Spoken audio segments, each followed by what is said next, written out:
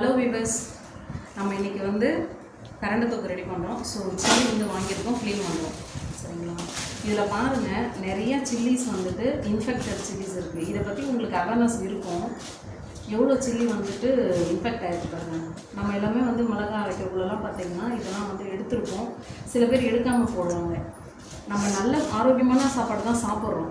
ஆனால் வந்து பார்த்தோன்னா ஏன் கேன்சர் வந்துட்டு வருது அப்படின்றதுக்கு இந்த மாதிரி சில காரணங்களும் இருக்குது.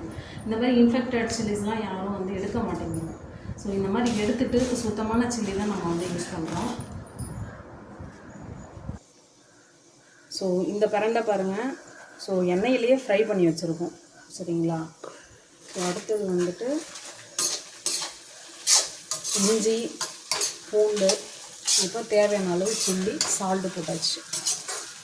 ஸோ இது வந்து ஃப்ரை பண்ணி ஃபர்தராக ஆற வச்சு அதுக்கப்புறம் அரைச்சிட்டு அதுக்கப்புறம் தான் நம்ம தாளிப்போம். சரிங்களா? சரி, ஓகே.